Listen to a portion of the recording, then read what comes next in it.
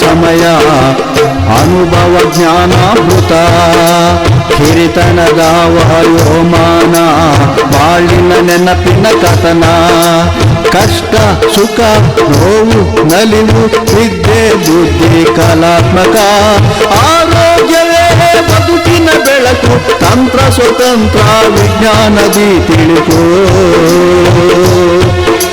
ಹಿರಿಯರಿಗಾಗಿ ಹಿರಿಯರಿಗೋಸ್ಕರ ಅನುಭವ ಕಾರ್ಯಕ್ರಮ ಅನುಭವ ಕಾರ್ಯಕ್ರಮ. ನಮಸ್ಕಾರ, ನಾನು ಶಮಂತ ಅಂತ ಕಾರ್ತಿ ಝಲಕ್ಕಿಂದ ಮಾತಾಡ್ತಾ ಇದ್ದೀನಿ. ನಿಮಗೆ ಗೊತ್ತಿರೋ ಹಾಗೆ ಇದು ಅನುಭವ ಕಾರ್ಯಕ್ರಮಕ್ಕೆ ಮಾಡ್ತಾ ಇರೋದು. ಈ ಅನುಭವ ಕಾರ್ಯಕ್ರಮ ವಿಜ್ಞಾನ ಪ್ರಸಾರ್ ಇಂದ ಆಗಿರುವಂತ initiative, first of it's kind in the country, ಒಂದು ಪಾಡ್ಕಾಸ್ಟ್ ಪ್ರೋಗ್ರಾಮ್ ಇದು. ಈ ಒಂದು ಕಾರ್ಯಕ್ರಮನ ಇನಿಷಿಯೇಟ್ ಮಾಡಿ ಕಾನ್ಸೆಪ್ಟಲೈಸ್ ಮಾಡಿರೋದು ಡಾಕ್ಟರ್ ಶ್ರೀಧರ್ ಅಂತ. ಆರ್ ಶ್ರೀಧರ್ ಪ್ರಸಾರ್ ಭಾರತಿನಲ್ಲಿ ಸೀನಿಯರ್ ಪೋಸ್ಟ್ ಅಲ್ಲಿ ಈತು ರಿಟೈರ್ ಆಗಿ ಈಗ ಸೀನಿಯರ್ ಸಿಟಿಸನ್ಸ್ಗೆ ಅಂತ ಒಂದು ಎಕ್ಸ್ಕ್ಲೂಸಿವ್ ಪ್ರೋಗ್ರಾಮ್ ನ ಆಲ್ ಇಂಡಿಯಾ ಲೆವೆಲ್ ಅಲ್ಲಿ ಮಾಡಿದ್ದಾರೆ. ಇವತ್ತು ನಮ್ಮ 2ನೇ ಎಪಿಸೋಡ್ ಅಲ್ಲಿ HR ಜೈರಾಮ್ ಅವರು ಅವರ ಒಂದು ಲಾಂಗ್ ಜರ್ನಿ, ತುಂಬಾ ಇಂಟ್ರೆಸ್ಟಿಂಗ್ ಆಗಿರುವಂತಹ ಅವರ ಜೀವನದ ಪ್ರಯಾಣದಲ್ಲಿ ಸೆಕೆಂಡ್ ಫೇಸ್ ಅವ್ರು ಅದನ್ನ ಹೇಳ್ಕೊತಾ ಇದ್ದಾರೆ. ಮತ್ತೆ ಇವರ ಫಸ್ಟ್ ಬಿಗಿನಿಂಗ್ ಬಗ್ಗೆ ಕೇಳ್ಬೇಕನ್ನೋದಾದ್ರೆ ಇವ್ರದ್ದು ಫಸ್ಟ್ ಎಪಿಸೋಡ್ ನೀವು ಕೇಳಬಹುದು. ಇವರು ಚಿಕ್ಕಮಗಳೂರಿಂದ ಬೆಂಗಳೂರಿಗೆ ಬಂದು IIMಗೆ ಹೋಗಿ ಇಂಜಿನಿಯರಿಂಗ್ BMS ಕಾಲೇಜಲ್ಲಿ ಮುಗಿಸಿ, ಅಹಮದಾಬಾದ್ ಅಲ್ಲಿ MBA ಮುಗಿಸಿ, ಕಲ್ಕತ್ತಾ ಯುಕೋ ಬ್ಯಾಂಕ್ ಅಲ್ಲಿ ಕೆಲಸ ಮಾಡಿ, ಬಿರ್ಲಾ ಕಂಪನಿನಲ್ಲಿ ಒಂದಷ್ಟು ವರ್ಷ ಇದ್ದು ಎಂಟೈರ್ ಪ್ರಪಂಚ ಸುತ್ಕೊಂಡು ಪುನಃ ವಾಪಸ್ ಬೆಂಗಳೂರಿಗೆ ಬಂದು ರಾಮಯ್ಯ ಕಾಲೇಜಲ್ಲಿ ಕನ್ಸಲ್ಟೆಂಟ್ ಆಗಿ ಶುರು ಆಗಿ ನೆಕ್ಸ್ಟ್ ಹಿಂದಿನ ಎಪಿಸೋಡ್ ಅಲ್ಲಿ ಅವ್ರದೇ ಒಂದು ಎಸ್ಟಾಬ್ಲಿಷ್ಮೆಂಟ್, ಒಂದು ಬಿಸ್ನೆಸ್ ಯೂನಿಟ್ ನ ಶುರು ಮಾಡಿದ್ರು. ಏರೋಥಮ್ ಅಂತ ಅವರ ಬ್ರದರ್ಸ್ ಜೊತೆಗೆ, ಅಣ್ಣ ತಮ್ಮಂದ್ರ ಜೊತೆಗೆ, ಸರ್ಕಾರದ ಜೊತೆಗೆ ಕೆಲಸ ಮಾಡಿ ಸರ್ಕಾರದಿಂದ ಕೈ ಸುಟ್ಕೊಂಡು ಆಮೇಲೆ ಡೆನ್ಮಾರ್ಕ್ ನ ಡ್ಯಾನಿಡಾ ಸಂಸ್ಥೆ, ಈ ಡ್ಯಾನಿಡಾ ಸಂಸ್ಥೆ ಅಗ್ರಿಕಲ್ಚರ್ಗೆ, ಕೃಷಿಗೆ ಸಂಬಂಧಪಟ್ಟ ಹಾಗೆ ಮತ್ತೆ ಡೈರಿ ಪೌಲ್ಟ್ರಿಗೆ ಸಂಬಂಧಪಟ್ಟ ಹಾಗೆ ಡ್ಯಾನಿಡಾ ಸಂಸ್ಥೆ ಫಂಡ್ ಮಾಡುತ್ತೆ, ಸಪೋರ್ಟ್ ಮಾಡುತ್ತೆ. ಈ ಸಂಸ್ಥೆ ಜೊತೆಗೆ ಜೈರಾಮು ಮತ್ತೆ ಅವರ ಒಂದು ಪಾರ್ಟ್ನರ್ಸ್ ಸೇರ್ಕೊಂಡು ಏರೋಥರ್ಮ್ ಅಂತ ಶುರು ಮಾಡಿದ್ರು. ಈಗ ನಮ್ಗೆಲ್ಲ ಪರಿಚಯ ಆಗಿರೋದೇನು ಅಂತಂದ್ರೆ, ನಮ್ಗೆ ಬೇಕರಿಗಳಲ್ಲಿ ನೋಡ್ತೀವಲ್ಲ, ಬ್ರೆಡ್ ಬನ್ನು ಎಲ್ಲ ಇರುತ್ತಲ್ಲ, ಅದನ್ನ ಮೆಷಿನ್ಸ್ ನ ಇವ್ರ ಕಂಪನಿ ರೆಡಿ ಮಾಡುತ್ತೆ. ಮ್ಯಾನುಫ್ಯಾಕ್ಚರಿಂಗ್ ಯೂನಿಟ್ಗೆ ಮೆಷಿನ್ಸ್ ನೆಲ್ಲನೂ ರೆಡಿ ಮಾಡುತ್ತೆ. ಹಾಗಂದ್ರೆ ಏನು ಅಂತ ನನಗೂ ಸರಿ ಗೊತ್ತಿಲ್ಲ. ಸರ್, ನೀವೇ ಹೇಳಿ, ನಿಮ್ದು ಹೊಸ ವೆಂಚರು ಮತ್ತೆ ಅದು ತುಂಬಾ ಸಕ್ಸಸ್ಫುಲ್ ಆಗಿ ಎಂಟೈರ್ ಇಂಡಿಯಾ ಮತ್ತೆ ಅಬ್ರಾಡ್ ಅಲ್ಲಿ ಕೂಡ ನೀವು ಸಪ್ಲೈ ಮಾಡ್ತಾ ಇದ್ದೀರಾ. What exactly this company is? ನಾವು ಒಂದು ಮೊದಲೇ ಕಂಪನಿ ತಗೊಂಡ್ವಿ, ಅದು ಒಂದು 6 ವರ್ಷ ನಡ್ಸಿದ ಮೇಲೆ ಬರೀ ಗೌರ್ಮೆಂಟ್ಗೋಸ್ಕರ ಟೆಂಡರ್ನಲ್ಲಿ ದುಡ್ಡು ಕೊಡೋದು ಅದೆಲ್ಲ ಆಯಿತು. 96ರಲ್ಲಿ ಏನು ಮಾಡಿದ್ರು ಮುಂದೆ ಬರೋದು ಸಾಧ್ಯವೇ ಇಲ್ಲ ಗೌರ್ಮೆಂಟ್ ಜೊತೆ ಕೆಲಸ ಮಾಡಿದ್ರಿ ಅಂತ ಅಂದ್ಬಿಟ್ಟು ಎನ್ಸನ್ ಅಂತ ಹೆಟ್ಟಿದ್ರು ಡೇನಿಡಾ. ಅವ್ರಿಗೆ ಡಿಸ್ಕಸ್ ಮಾಡ್ತಾ ಇದ್ದೆ, ಈ ರೀತಿ ಇದೆಯಪ್ಪ, ನನ್ಗೆ ಏನಾದ್ರು ಒಂದು ಈ ಬೇಕ್ರಿ ಅವನ್ ಮಾಡೋಕ್ಕಾಗತ್ತಾ ಅಂತ. ನನ್ನ ಬ್ರದರ್ ಹೇಳಿದ್ರು ಅದಕ್ಕೆ ಡಿಮಾಂಡ್ ಜಾಸ್ತಿ ಇದೆ, ಅದನ್ನ ಮಾಡೋಣ ಅಂತಂದ್ರು. ಅದಕ್ಕೆ ಎನ್ಸನ್ ಅವ್ರು ಕೇಳಿದೆ, ಈ ಸೈಡ್ ನೋಡಪ್ಪ, ಅಲ್ಲಿ ಒಂದು ಹೆರ್ನಿಂಗ್ ಅಂತ ಜಾಗ ಇದೆ ಡೆನ್ಮಾರ್ಕಲ್ಲಿ, ಅಲ್ಲೊಂದು ಎಕ್ಸಿಬಿಷನ್ ಇದೆ ಪ್ರತಿ ವರ್ಷನೂ, ನೀವು ಹೆರ್ನಿಂಗ್ ಬಂದರೆ ಅಲ್ಲಿ ನಾನು ಬರ್ತೀನಿ, ಅಲ್ಲಿ ಯಾವ್ಯಾವುದು ಬೇರೆ ಬೇರೆ ಅಲ್ಲಿ ಬೇಕರಿ ಎಕ್ವಿಪ್ಮೆಂಟ್ ಮ್ಯಾನುಫ್ಯಾಕ್ಚರರ್ಸು ಬರ್ತಾರೆ, ನಾನು ಫೆಸಿಲಿಟೇಟ್ ಮಾಡ್ತೀನಿ, ನೀವು ಅವ್ರ ಜೊತೆ ಡಿಸ್ಕಷನ್ ಮಾಡಬಹುದು ಅಂತ. ಸರಿ, ಮೊದಲು ನನ್ನ ತಮ್ಮ ಅವರು ಪಾರ್ಟ್ನರ್ ಇನ್ನೊಬ್ರು ಹೋದರು. ಅಲ್ಲಿ ಹೋಗ್ಬಿಟ್ಟು ಎಲ್ಲ ಹೆರ್ನಿಂಗಲ್ಲಿ ಹೋಗಿ ಯಾವುದೋ ಒಂದು ಸಂಸ್ಥೆ ಜೊತೆ ಎಲ್ಲ ಡಿಸ್ಕಸ್ ಮಾಡಿದ್ರು. ಡೇನಿಡಾ ಅವರು ನಾವು ಅದನ್ನ ಸಪೋರ್ಟ್ ಮಾಡ್ತೀವಿ, ನೀವು ಜೊತೆ ಇದು ಲೈಕ್ ಎ ಮ್ಯಾರೇಜ್ ಪ್ರಪೋಸಲ್ ಅಲ್ಲಿ. ಓಕೆ, ಮತ್ತೆ ನಿಮ್ಮ ಬೇರೆ ಪಾರ್ಟ್ನರ್ಸ್ಗೆ ಈ ಮೆಕ್ಯಾನಿಕಲ್ ಬ್ಯಾಕ್ಗ್ರೌಂಡ್ ಇತ್ತಾ? ಇಲ್ಲ, ನಾನು ಎಲೆಕ್ಟ್ರಿಕಲ್ MBA, ನನ್ನ ತಮ್ಮ ಬಂದು ಟಾಟಾ ಇನ್ಸ್ಟಿಟ್ಯೂಟ್ ಅಲ್ಲಿ ಪರ್ಸನಲ್ ಮ್ಯಾನೇಜ್ಮೆಂಟ್ ಮಾಡಿದ್ರು. ಅವರು ITC ಅನ್ನೋ ದೊಡ್ಡ ಸಂಸ್ಥೆ ಎಲ್ಲ ಕೆಲಸ ಮಾಡಿದ್ರು. ಇನ್ನೊಬ್ರು ಪಾರ್ಟ್ನರು ಅವರು ಆಂಪ್ಕೋ ಬ್ಯಾಟ್ರೀಸ್ ಅಲ್ಲಿ ಅದೆಲ್ಲ DHEL ಅಲ್ಲೆಲ್ಲ ಇದ್ರು. ಅವ್ರಿಗೆ ಪ್ರೊಡಕ್ಷನ್ ಬಗ್ಗೆ ಸ್ವಲ್ಪ ತಿಳುವಳಿಕೆ ಇತ್ತು. ಓಕೆ, ಅಲ್ಲಿ ಹೋಗ್ಬಿಟ್ಟು ಮೊದಲನೇ ಸಂಸ್ಥೆ ಜೊತೆ ಎಲ್ಲ ಟೈಅಪ್ ಆಯ್ತು. ಒಂದು 6 ತಿಂಗಳು 8 ತಿಂಗಳಾದ್ಮೇಲೆ ಆ ಸಂಸ್ಥೆ ಅವ್ರು ಹೇಳಿದ್ರು, ನನಗೆ ಇದರಲ್ಲಿ ಇಂಟ್ರೆಸ್ಟ್ ಇಲ್ಲ, ಇಂಡಿಯಾ ಭಾಳ ದೂರ, ಮ್ಯಾನೇಜ್ ಮಾಡೋದು ಕಷ್ಟ, ನಮ್ಗೆ ಇಂಟ್ರೆಸ್ಟ್ ಇಲ್ಲ ಅಂತ ಹೇಳ್ಬಿಟ್ರು. ಆಮೇಲೆ ನೆಕ್ಸ್ಟ್ ಟೈಮ್ ಅವ್ರಿಗೆ ಇನ್ವೈಟ್ ಮಾಡಿದ್ರು. ತಿರ್ಗಾ ಹೋದ್ವಿ, ಅಲ್ಲಿ FN ಏರೋಥರ್ಮ್ ಅಂತ ಒಂದು ಸಣ್ಣ ಕಂಪ್ನಿ, ಅವರು ರೋಟ್ರಿ ರ್ಯಾಕ್ ಅವನ್ ಮಾಡ್ತಾರೆ. ರೋಟ್ರಿ ರ್ಯಾಕ್ ಅವನ್ ಏನು ಅಂತಂದ್ರೆ ಇದನ್ನ ಬೇಕ್ ಮಾಡೋದು. ಅವನ್ನಲ್ಲಿ ಬ್ರೆಡ್ ಏನು ಮಾಡ್ತೀರಾ ನಾವು, ಆ ಬೇಕರಿ ಪದಾರ್ಥಗಳೆಲ್ಲ ಕೊನೆಯಲ್ಲಿ ಬೇಕ್ ಮಾಡ್ಬೇಕು. ಯಾವುದೇ ಮಾಡಿ ಕೊನೆಯಲ್ಲಿ ಬೇಕ್ ಮಾಡಬೇಕು. ಬೇಕ್ ಮಾಡಬೇಕು ಅಂದ್ರೆ ಒಂದು ಅವನ್ ಬೇಕು. ಅವನ್ ಅಲ್ಲಿ ತನಕ ಇಂಡಿಯಾ ದೇಶದಲ್ಲಿ ಬರೀ ಡೆಕ್ ಅವನ್ ಅಂತ ಇರ್ತಿತ್ತು. ಡೆಕ್ ಅವನ್ ಏನು ಅಂತಂದ್ರೆ ಒಂದು ಗಾಡ್ರೇಜ್ ಶೆಲ್ಫ್ ಇದೆ ನೋಡಿ, ಶೆಲ್ಫ್ ಅಲ್ಲಿ ಮಧ್ಯದಲ್ಲಿ ಹೀಟರ್ ಹಾಕ್ಬಿಟ್ಟು ಅದನ್ನ ಹೀಟ್ ಮಾಡೋದು. ಅದ್ರಲ್ಲಿ ಏನಾಗ್ತಿತ್ತು ಅಂದ್ರೆ ಬ್ರೆಡ್ ಕೆಲವು ಕಡೆ ಓವರ್ ಬೇಕ್ ಆಗ್ತಿತ್ತು, ಕೆಲವು ಕಡೆ ಕಪ್ಪು, ಕೆಲವು ಕಡೆ ವೈಟು, ಕೆಲವು ಕಡೆ ಬ್ರೌನು. ಈ ರೀತಿ ಯೂನಿಫಾರ್ಮ್ ಬೇಕಿಂಗ್ ಇರಲಿಲ್ಲ. Quality bread was very poor ಆಗ. ಅದಕ್ಕೋಸ್ಕರ ಅಲ್ಲಿ ರೋಟ್ರಿ ರ್ಯಾಕ್ ಅವನಲ್ಲಿ ಸ್ವಲ್ಪ ತಿಳುವಳಿಕೆ ಬಂತು. ಅವ್ರ ಜೊತೆ ನಾವು ಟೈ ಅಪ್ ಮಾಡಿದ್ವಿ. ಬಟ್ ನಮ್ಮ ಹತ್ರ ಏನು ದುಡ್ಡಿಲ್ಲ ಕಂಪನಿನಲ್ಲಿ. 5-6 ವರ್ಷ ದುಡ್ಡು ಮಾಡಿ ಎಲ್ಲ ಕಲ್ಕೊಂಡಿದ್ವಿ. ನಾವು ಹೇಳಿದ್ವಿ ಸರ್ ನಮ್ಗೆ ನಿಮ್ಮ ಹತ್ರ ಏನು, ಅವರು ಪಾಪ ನಮ್ಗೆ ಅಲ್ಲಿ ಹೋಗೋದಕ್ಕೂ ಹಣ ಕೊಟ್ರು, ಏರ್ ಫೇರು ಕೆನಡಾ. ಅವ್ರು ಏರ್ ಫೇರ್ ಕೊಟ್ಟರು. ಅದಾದ್ಮೇಲೆ ಅಲ್ಲೂ ಹೋಟೆಲ್ ಎಲ್ಲ ಅರೇಂಜ್ ಮಾಡಿದ್ರು. ಅವರು ರೆಡಿ ಆಗಿದ್ರು ಕೊಡ್ತೀವಿ ಅಂತ. ನಾವು ಹೇಳಿದ್ವಿ ನಮ್ಗೆ ನೀವು ಅಪ್ ಫ್ರಂಟ್ ದುಡ್ಡು ಕೊಡಬೇಕು, ರಾಯಲ್ಟಿ ಕೊಡಬೇಕು ಅಂತ. ನಾವು ಎಲ್ಲಿಂದ ಕೊಡೋದು? ಸ್ವಲ್ಪ ಕೊಡ್ತೀವಿ. ಬಂದು ನೀವು ಬೆಂಗಳೂರಲ್ಲಿ ಶುರು ಮಾಡಿದ್ರಿ? ಬೆಂಗಳೂರು ಶುರು ಮಾಡಿದ್ವಿ. ಅದಾದ್ಮೇಲೆ ಕಂಪನಿಗೆ ಸೇಲ್ ಇತ್ತು. KSFC ಅವ್ರು ಹೇಳಿದ್ರು ನೀವು ತಗೊಳ್ಳಿ, ನಾವು ಲೋನ್ ಕೊಡ್ತೀವಿ, ಬಿಲ್ಡಿಂಗ್ ಮಾಡೋದು ದುಡ್ಡು ಕೊಡ್ತೀವಿ ಅಂತ. ಸೊ KSFC ಅವ್ರಿಗೆ ಅಪ್ಲೈ ಮಾಡಿದ್ವಿ. ಅವ್ರು ದುಡ್ಡು ಕೊಟ್ಟರು. ವಂಶ ಅಂತ ದೊಡ್ಡ ಫ್ಯಾಕ್ಟ್ರಿ ಹಾಕಿದ್ವಿ. ಆಮೇಲೆ ಅಲ್ಲಿ ಡೇನಿಡಾರ್ ಅವರು ಅಲ್ಲಿಗೆ ಹಣ ಕೊಟ್ಟರು. ಅವ್ರಿಗೂ ಅಲ್ಲಿ ಎಕ್ಸ್ಪರ್ಟ್ ಇಲ್ಲಿಗೆ ಬರೋದಕ್ಕೆ, ನಮ್ಮ ಹುಡುಗರು ಅಲ್ಲಿ ಹೋಗಿ ಟ್ರೈನಿಂಗ್ ತಗೊಳ್ಳೋದಕ್ಕೆ. ಪ್ಲಸ್ ರಾಯಲ್ಟಿ ಅವ್ರು ಹೇಳಿದ್ರು ನಮ್ಮ ಕೈಲಿ ಇವಾಗ ಕೊಡೋಕ್ಕಾಗಲ್ಲ, ನೀವೇನು ಮಾಡಿ 5 ವರ್ಷದಲ್ಲಿ ದುಡ್ಡು ಕೊಡಿ ಅಂತ. ಸೊ ನಾವು ಪ್ರೊಡಕ್ಷನ್ ಮಾಡಿ ದುಡ್ಡು ಕೊಡ್ಬೋದು ಅಂತ ಅಂದ್ಬಿಟ್ಟು ಆ ಅರೇಂಜ್ಮೆಂಟ್ ಅಲ್ಲಿ ನಾವು ಸೈನ್ ಮಾಡಿದ್ವಿ. ಅದು ಒಂದು 2 ವರ್ಷ ಬಹಳ ಕಷ್ಟಪಟ್ವಿ ಅದನ್ನ ರೆಕಾರ್ಡ್ ಸ್ಟೆಬಿಲೈಸ್ ಮಾಡೋದಕ್ಕೆ. ಆಮೇಲೆ ರೋಟ್ರಿ ರ್ಯಾಕ್ ಅವನ್ ಮ್ಯಾನುಫ್ಯಾಕ್ಚರ್ ಮೇಲೆ first oven we sold it Karachi bakery ಅಂತ, ಬಹಳ ಫೇಮಸ್ ಬೇಕರಿ ಇನ್ ಹೈದರಾಬಾದ್. ಅವ್ರಿಗೆ ಬಹಳ ಇಷ್ಟವಾಯ್ತು ಅದು. ಅದಾದ್ಮೇಲೆ ಅವರೇ 2-3 ತಂದ್ರು. ಅದು ಆ ರೆಫರೆನ್ಸ್ ಇಂದ ಭಾಗ್ಯವ್ರತ್ನ ಸೆಲ್ ಮಾಡಕ್ ಶುರು ಮಾಡಿದ್ವಿ. ನಾವೇ ಫಸ್ಟ್ ಕಂಪನಿ ದೇಶದಲ್ಲಿ ರೋಟ್ರಿ ರ್ಯಾಕ್ ಅವನ್ ಮಾಡಕ್ ಶುರು ಮಾಡಿದ್ದು. ಇವೆಲ್ಲ ಆಗಿದ್ದು ಲೇಟ್ 90s ಅಲ್ಲಿ. ಆಮೇಲೆ ಎಲ್ಲ ಕಸ್ಟಮರ್ಸ್ ಎಲ್ಲ ಬಹಳ ಎನ್ಕರೇಜಿಂಗ್ ರೆಸ್ಪಾನ್ಸ್ ಇತ್ತು. 2004ರಲ್ಲಿ ಅವರು ಶುರು ಮಾಡಿದ್ರು. ಈ ಬಾಕಿದು ಶುರು ಮಾಡಿ ಮಿಕ್ಸರು, ಡಿವೈಡರು ಬಾಕಿದು ಶುರು ಮಾಡಿ ಅದರಲ್ಲೂ ಯಾರು ಒಳ್ಳೆಯವರು ಇಲ್ಲ, ಮ್ಯಾನುಫ್ಯಾಕ್ಚರ್ ಮೆಷಿನ್ ಯಾರು ಮಾಡೋರು ಅಂತ. ನಾವು ಅವಾಗ ಸ್ಲೋವೇನಿಯಾ ಅಂತ ಒಂದು ದೇಶ ಇದೆ ಯುರೋಪ್ ಅಲ್ಲಿ, ಅದು ನೆಕ್ಸ್ಟ್ ಇಟಲಿ. ಅಲ್ಲಿ ಹೋಗ್ಬಿಟ್ಟು ಗೋಸ್ಟಲ್ ಅನ್ನೋದು it was A X communist country. So ಅವ್ರ ಹತ್ರ ಹೋದ್ವಿ, ನಾವು ನಿಮ್ಗೆ ಟೆಕ್ನಾಲಜಿ ಕೊಡ್ತೀರಾ ಅಂತ. ಅವರು ಅದು ನೀವು ಯಾರೋ ಗೊತ್ತಿಲ್ಲ, ನಿಮ್ಗೆ ಯಾಕೆ ಕೊಡೋದು? ಕೊನೆಗೆ ಹೇಳಿ ಈ ರೀತಿ ಡೆನ್ಮಾರ್ಕ್ ಅಲ್ಲಿ ನಾವು ತಗೊಂಡಿದೀವಿ, ಅಗ್ರಿಮೆಂಟ್ ನೋಡಿ ಅವ್ರ ಹತ್ರನೇ ಮಾತಾಡಿ ಅಂತಲ್ಲ. ಆಮೇಲೆ ಅದೆಲ್ಲ ನೋಡಿದ್ಮೇಲೆ ಅವ್ರು all right, you are good people, will give you the technology ಅಂತ ಅಲ್ಲಿ ಕೊಟ್ರು. ಸುಮಾರು ಒಂದು 3 ವರ್ಷ ಟೆಕ್ನಾಲಜಿ ಟ್ರಾನ್ಸ್ಫರ್ ಆಯಿತು. ಅವರು ಅದೇ ರೀತಿ ಹೇಳಿದ್ವಿ, ನಾವು ದುಡ್ಡು ನಾವು 3-4 ವರ್ಷ ಇತ್ತು ನಿಧಾನವಾಗಿ ಕೊಡ್ತೀವಿ ಅಂತ. ಅವ್ರಿಗೆ ಕೊಟ್ವಿ. 2010 2012 ಫಿನಿಶ್ ಆಯಿತು. ನಾವು ಇವಾಗ we are making A complete range of equipment. ಇವಾಗ ನಮ್ಮದೇ ಆಗಿ ಬಹಳ ಇಂಜಿನಿಯರಿಂಗ್ ಡಿಪಾರ್ಟ್ಮೆಂಟ್ ಇದೆ, ಟೆಕ್ನಿಕಲ್ ಡಿಪಾರ್ಟ್ಮೆಂಟ್ ಇದೆ, ಡೆವಲಪ್ಮೆಂಟ್ ಡಿಪಾರ್ಟ್ಮೆಂಟ್ ಇದೆ. ಇವಾಗ ನಾವು ಅವತ್ತು ಬೇಕರಿ ಸಂಬಂಧಪಟ್ಟ ಎಲ್ಲಾ ಮೆಷಿನ್ ಏನ್ ಬೇಕೋ ಅದನ್ನೆಲ್ಲ ಫುಲ್ ರೇಂಜ್ ಮಾಡ್ತೀವಿ. ತಗೊಳ್ಳೋದು ನಾವು ಒಂದು ಬೇಕರಿ ಪ್ರಾಡಕ್ಟ್ ಕನ್ಸ್ಯೂಮರ್ಸ್ ಇದೀವಿ. ನಾವು ತಿನ್ನೋ ಬ್ರೆಡ್ ಎಕ್ಸೆಟ್ರಾ ಎಲ್ಲ ನೀವು ಕೊಡುವಂತ ಎಕ್ವಿಪ್ಮೆಂಟ್ಸ್ ಇಂದಾನೆ ಪ್ರಿಪೇರ್ ಆಗಿ ಬಂದಿರೋದು. ಹಾಗಿದ್ರೆ ಹೌದು ಹೌದು ಹೌದು. ನಾವು ಇವತ್ತು ಮನೋಕಲಿನ ಇದು ಬಹಳ ಜನ ಇದ್ದಾರೆ, ಬಹಳ ಕಾಂಪಿಟೇಟರ್. ಸುಮಾರು ದೊಡ್ಡ ಕಂಪನಿಗಳು 5-6 ಇದೆ, ಚಿಕ್ಕ ಕಂಪನಿಗಳು 300-400 ಕಂಪನಿ ಮೇಲಿದೆ. ನಮ್ಮಿಂದ ಬಿಟ್ಟವರೇ ಒಂದು 5-6 ಕಂಪನಿ ಶುರು ಮಾಡಿದ್ದಾರೆ. ಅವರೇ ನಮಗೆ ಕಾಂಪಿಟೇಟರ್ ಆಗಿದ್ದಾರೆ. ಅಂದ್ರೆ ಒಂಥರ ಫಾರ್ ಆಲ್ ಪ್ರಾಕ್ಟಿಕಲ್ ಪರ್ಪಸ್ ನಿಮ್ಮ ಕಂಪನಿ ಬಂದು ಒಂದು ಮದರ್ ಕಂಪನಿ ಆಗಿದೆ. ತುಂಬಾ ಜನ ನೀವೇ ಟ್ರೈನ್ ಮಾಡಿದೀರಾ. ಹೌದೌದು. ಅದಂದ್ರೆ ಇವತ್ತು ನಾವು ಇನ್ನೂ ಕಂಪ್ಲೀಟ್ ಲೈನ್ಗೂ ಹೊರಟೋಗಿದ್ದೀವಿ, ಅಂದ್ರೆ ಇಂಡಸ್ಟ್ರಿಯಲ್ ಲೈನ್. ಇವಾಗ ಬ್ರಿಟಾನಿಯಾಗೆ ನಾರ್ಮಲಿ ಬೇಕರಿನ ನೀವು 300, 400, 500, 1000 ಬ್ರೆಡ್ ಮಾಡ್ತಾರೆ. ಇಂಡಿಯಾ ಇವಾಗ ಬೆಂಗಳೂರಿಗೆ ತಗೊಳ್ಳಿ, ಬೆಂಗಳೂರಿನಲ್ಲಿ ಏನಿಲ್ಲ ಅಂತಂದ್ರೆ 3 ಲಕ್ಷ ಬ್ರೆಡ್ ಸೆಲ್ ಆಗುತ್ತೆ, 3-3.5 ಲಕ್ಷ. ಅಷ್ಟು ಮಾಡಬೇಕು ಅಂದ್ರೆ ಹಿಂಗೆ ಆಟೋಮ್ಯಾಟಿಕ್ ಲೈನ್ ಬೇಕು. ಚಿಕ್ಕ ರೂಮಲ್ಲಿ ಸ್ವಲ್ಪ ಆಗುತ್ತೆ ಅಷ್ಟೇನೆ. ಸೊ ಇವಾಗ ಏನ್ ಮಾಡ್ತೀವಿ, ಫುಲ್ ಇಂಡಸ್ಟ್ರಿಯಲ್ ಲೈನೇ ಮಾಡ್ತೀವಿ. ಒಂದು ಲೈನ್ ಹಾಕ್ಬಿಟ್ರೆ ಒಂದು ಗಂಟೆಗೆ 2,500, 3,000, 4,000 ಬ್ರೆಡ್ ಮಾಡುವಂತ ಒಂದು ಫುಲ್ ಲೈನ್. ಅದೆಲ್ಲ ಬ್ರಿಟಾನಿಯಾ ಆಮೇಲೆ ಈ ಬೇರೆ ದೊಡ್ಡ ಕಂಪನಿಗಳು ಪ್ರಾಜೆಕ್ಟ್ ಹಾಕ್ತಾ ಇದ್ದಾರೆ. ಅವರು ಬ್ರೆಡ್ ಒಂದೇ ಲೈನ್ ಫುಲ್ ಏರಿಯಾಗೆ ಸಪ್ಲೈ ಮಾಡ್ತಾರೆ. ಓಕೆ, ತುಂಬಾ ಇಂಟ್ರೆಸ್ಟಿಂಗ್ ಆಗಿದೆ. ಹೌದು ಸರ್.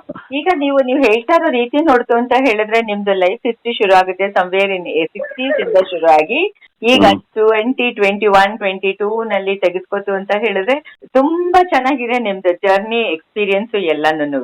ಇಷ್ಟು ಎನರ್ಜೆಟಿಕ್ ಆಗಿ ಫಿಸಿಕಲಿ ಎಮೋಷನಲಿ ಇಂಟೆಲೆಕ್ಚುಯಲಿ ಅಷ್ಟು ಎನರ್ಜೆಟಿಕ್ ಆಗಿ ನೀವಿದ್ದೀರಾ. ಮತ್ತೆ ಇದಕ್ಕೆ ನಿಮ್ಮ ಒಂದು ವೆಲ್ ಬೀಯಿಂಗ್ ಅಂತ ಹೇಳ್ತಿರುವಲ್ಲ, ಆ ತರದಕ್ಕೆ ಯಾವ ತರ ನೀವಿದೆ ನಿಮ್ಮ ಒಂದು ಲೈಫ್ ಸ್ಟೈಲ್ ಎಲ್ಲ ರೀತಿಯೂ ನಾನು ಅದೇ ಲೈಫ್ ಸ್ಟೈಲು. ಒಂದೇ ಥಿಂಗ್ ಇಸ್ ನಂದು ಬಿಲೀಫ್, ನಂದು ಫಿಲಾಸಫಿ ಏನು ಅಂತಂದ್ರೆ ಮೊದಲಿಂದಾನು ಅಷ್ಟೇನೆ, mentally you should be active, physically active ಇರಬೇಕು. ದಿವಸದಲ್ಲಿ ನೀವು ಫಿಸಿಕಲ್ ಆಕ್ಟಿವಿಟಿ ಅಟ್ಲೀಸ್ಟ್ ಒಂದು 6 ಗಂಟೆ 8 ಗಂಟೆ ಫಿಸಿಕಲ್ ಆಕ್ಟಿವಿಟಿ ಇರಬೇಕು. Mentally you should be 100% active all the time. You should keep thinking all the time what to do good for the country, good for yourself, good for the family, good for others. ಆ ಯೋಚನೆ ಮನಸ್ಸಲ್ಲಿದ್ರೆ ನಿಮ್ಗೆ ಐಡ್ಲಿ ಮೈಂಡೇ ಬರಲ್ಲ. ತುಂಬಾ ಜನ ಯಾತಕ್ಕೆ ಇದ್ದಕ್ಕಿದ್ದಂಗೆ ನಂಗೆ 40 ಆಯ್ತು 50 ಆಯ್ತು ನಾನು ರಿಟೈರ್ ಆಗ್ತೀನಿ, ನನ್ಗಿರೋ ಸೇವಿಂಗ್ಸ್ ಅಲ್ಲೇ ಇರ್ತೀನಿ ಸಾಕು ಅಂತ ಒಂದು ಕೋಸಿ ಕಾರ್ನರ್ಗೆ ಯಾಕೆ ಹೋಗ್ತಾರೆ? ಇದು 2 ವಿಧವಾದ ಜನಗಳಿದ್ದಾರೆ. ಒಂದು, ನೀವು ನೌಕರಿನಲ್ಲೇ ಇದ್ದು 40 ವರ್ಷ ಮಾಡಿದ್ದೇ ಕೆಲಸ ಮಾಡ್ತಿರ್ತೀರಾ, ಅದಕ್ಕೆ ನೀವು ರೆಗ್ಯುಲರ್ 30ನೇ ತಾರೀಕು ಅಥವಾ 2ನೇ ತಾರೀಕು 5ನೇ ತಾರೀಕು ಸಂಬಳ ಬರ್ತಾನೆ ಇರುತ್ತೆ. ಮನೆಯಲ್ಲಿ ಹೆಂಡತಿ ಮಕ್ಕಳು ಇರ್ತಾರೆ, ಅದೇ ದುಡ್ಡು, ಅದೇ ಚಾಲೆಂಜಸ್, ಮನೇನು ಅದೇ. It's A very routine. 30 ವರ್ಷ ಒಂದೇ ರೊಟೀನು, ಏನು ಚೇಂಜಸ್ಸೇ ಇರಲ್ಲ. ಸಡನ್ಲಿ ರಿಟೈರ್ ಆದ್ಮೇಲೆ ನಿಮ್ಗೆ ಏನ್ ಮಾಡ್ಬೇಕು ಅಂತ ಗೊತ್ತಿಲ್ಲ. ಟೋಟಲಿ ಅಲ್ಲಿ ದಿವಸ ಮನೆ ಬಿಟ್ಟು ಹೋಗ್ತಾ ಇದ್ರಿ, 8 ಗಂಟೆ ಕಾಲ ಕೆಲಸ ಮಾಡಿ ಅಥವಾ ಏನೋ ಮಾಡಿ ಬರ್ತಾ ಇದ್ರಿ.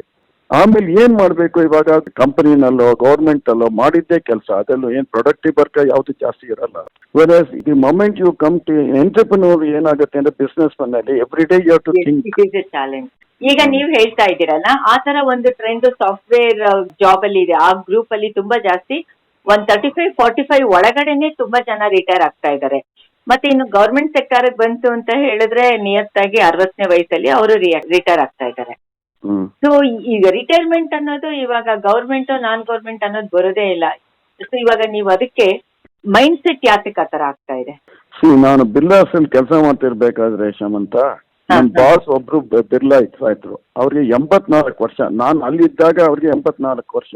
84ನೇ ವರ್ಷದಲ್ಲಿ ಸೂಟು ಬೂಟು ಹಾಕೊಂಡು ಟ್ರಿಮ್ ಆಗಿ ಬೆಳಗ್ಗೆ 10 ಗಂಟೆ 11 ಗಂಟೆಗೆ ಬಂದು ಸಾಯಂಕಾಲ 6 ಗಂಟೆ ತನಕ ಕೆಲಸ ಮಾಡ್ತಾ ಇದ್ರು.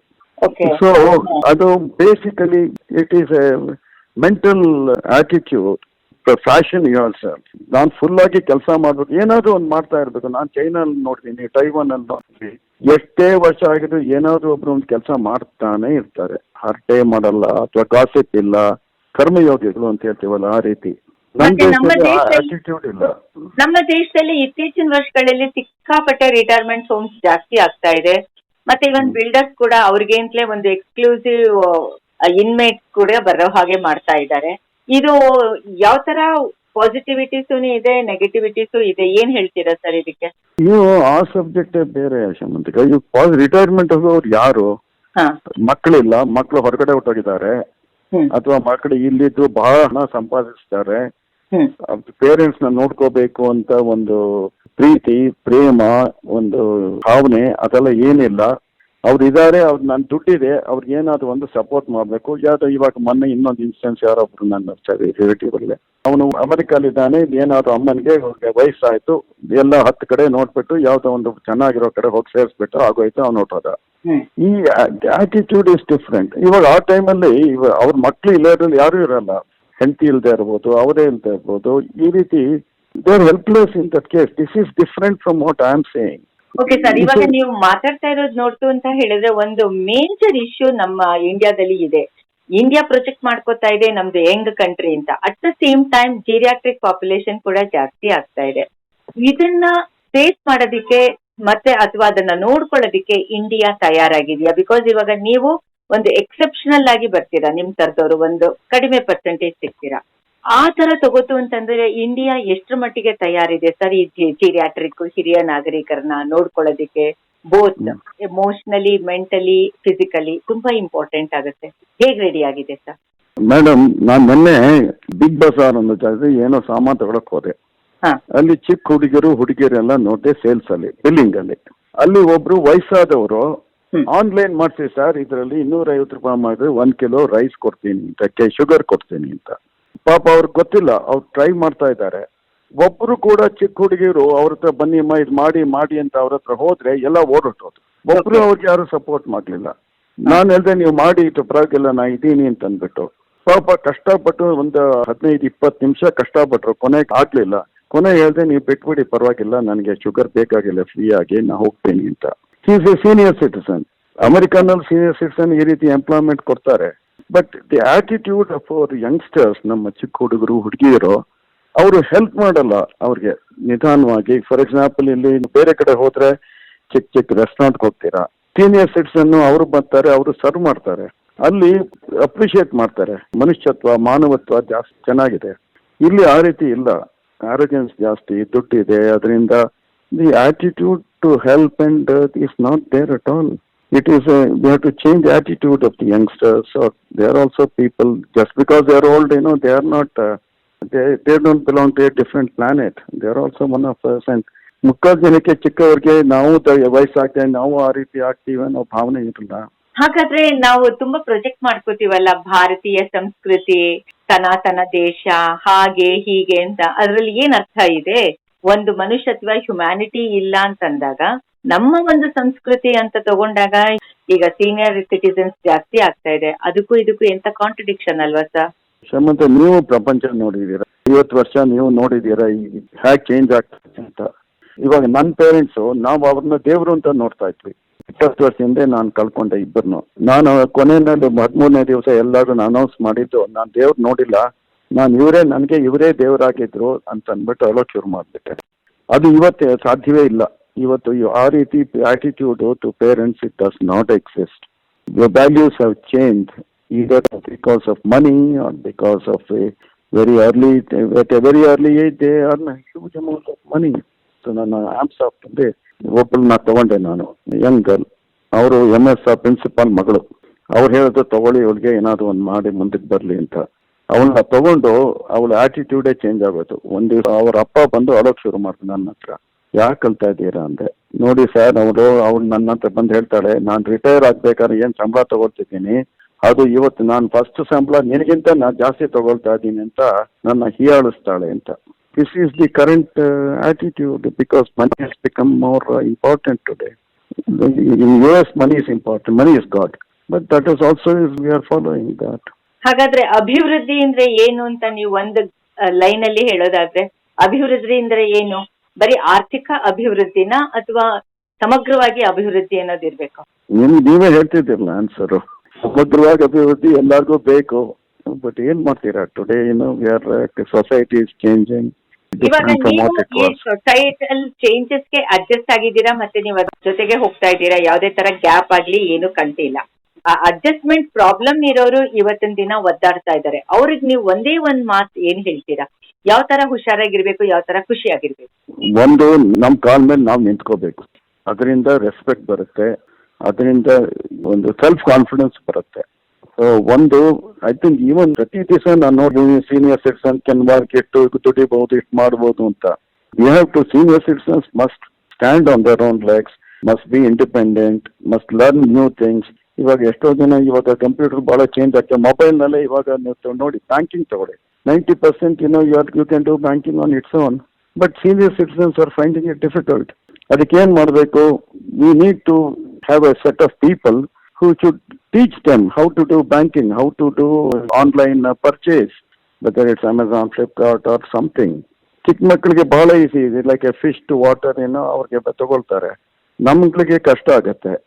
ನೀವೊಂದು ಒಳ್ಳೆ ಸಜೆಷನ್ ನ ಕೊಡ್ತಾ ಇದ್ದೀರಾ ಜಯರಾಮ್ ಸರ್. ಬಿಕಾಸ್ ಏನಾಗಿದೆ ಅಂತಂದ್ರೆ, ಈ ಕಾರ್ಯಕ್ರಮಕ್ಕೆ ಅಂತ ನಾವು ಸುಮಾರು ಜನರ ಹತ್ರ ಮಾತಾಡುವಾಗ ಅವ್ರು ಹೇಳ್ತಾ ಇದ್ರು, ನೀನು ಆರೋಗ್ಯ ಅಂತ ಮಾತಾಡ್ತಾ ಇದೀಯಾ, ಸೈನ್ಸ್ ಅಂಡ್ ಟೆಕ್ನಾಲಜಿ ಅಂತ ಮಾತಾಡ್ತಾ ಇದೀಯಾ, ನಮ್ಗೆ ಫೈನಾನ್ಷಿಯಲಿ ಕೂಡ ಈ ತರ ಬ್ಯಾಂಕ್ ಅಂಡ್ ಅದರ್ ಥಿಂಗ್ಸ್ ಅಲ್ಲಿ ಬಹಳ ಕಷ್ಟ ಆಗುತ್ತೆ, ಇದ್ರ ಬಗ್ಗೆ ಕೂಡ ನೀನ್ ಕಾರ್ಯಕ್ರಮ ಮಾಡು ಅಂತ ಹೇಳ್ತಾ ಇದ್ರು. ಸೊ ನೀವು ಅದಕ್ಕೆ ಸಪೋರ್ಟಿಂಗ್ ಆಗಿ ಇದನ್ನ ಕೂಡ ಹೇಳ್ತಾ ಇದ್ದೀರಾ ಸರ್. ಇಷ್ಟೊತ್ತು ನೀವು ಜಯರಾಮ್ ಅವ್ರ ಜರ್ನಿನ ನೀವು ಕೇಳಿದ್ರಿ. 2 ಎಪಿಸೋಡ್ ನ ನೀವು ಒಟ್ಟಿಗೆ ಕೇಳ್ತು ಅಂತಂದ್ರೆ ಗೊತ್ತಾಗುತ್ತೆ, ಒಂದಕ್ಕೊಂದು ಕನೆಕ್ಷನ್ ಸಿಗುತ್ತೆ. ಎಷ್ಟು ಇಂಟ್ರೆಸ್ಟಿಂಗ್ ಆಗಿ ಇವರು ತಮ್ಮ ಲೈಫ್ ನ ಇಟ್ಕೊಂಡಿದ್ದಾರೆ ಅಂತ ನಾನು ಹೇಳೋದಿಲ್ಲ. ಅವ್ರು ಅದನ್ನ ಆಟೋಮೆಟಿಕಲಿ ತಂಪಾಡುತ್ತಾ ಅದನ್ನ ನಡೆಸ್ಕೊಂಡು ಹೋಗ್ತಾ ಇದ್ದಾರೆ. That is the beauty of mister Jayaram. ಹಂಗಾಗಿನೇ ನಂಗೆ ಇವ್ರ ಹತ್ರ ಮಾತಾಡ್ತಾ ಇರ್ಬೇಕಾದ್ರೆ ತುಂಬಾ ಇಂಟ್ರೆಸ್ಟಿಂಗ್ ಅನ್ಸುತ್ತೆ. ಎನರ್ಜಿಟಿಕ್ ಆಗಿದ್ದಾರೆ, ಎಷ್ಟು ಲೈಫ್ ಇದೆ ಇವ್ರ ವಾಯ್ಸ್ ಅಲ್ಲಿ, ಲೈಫ್ ಅಲ್ಲಿ ಅಂತ ಅನ್ನಿಸ್ತು. ಹಾಗಾಗಿನೇ ಜಯರಾಮ್ ಅವ್ರನ್ನ ಒಬ್ರು ಇಂಡಸ್ಟ್ರಿಯಲಿಸ್ಟ್ ಆಗಿ, ಒಬ್ರು ಟೆಕ್ನಿಕಲ್ ಪರ್ಸನ್ ಆಗ್ಲಿ, ಒಂದು ಸೈಂಟಿಫಿಕ್ ಅಪ್ರೋಚ್ ಇಟ್ಕೊಂಡು ಬದುಕ್ತಾ ಇದ್ದಾರೆ. ಹಾಗಾಗಿನೇ ಇಂಥವರು ನಮಗೆ ಒಂದು ರೋಲ್ ಮಾಡೆಲ್ ಆಗ್ತಾರೆ. Thank you so much sir, it was very interesting ನಿಮ್ಮ ಮಾತನ್ನ ಕೇಳೋದಕ್ಕೆ. ಬಹಳ ಅಭಿನಂದನೆಗಳು ಸಮಂತಕ, ಬಹಳ ಸಂತೋಷ ಆಯ್ತು ತಮ್ಮ ಜೊತೆ ಮಾತನಾಡಿದ್ದು. Thank you. Thank you.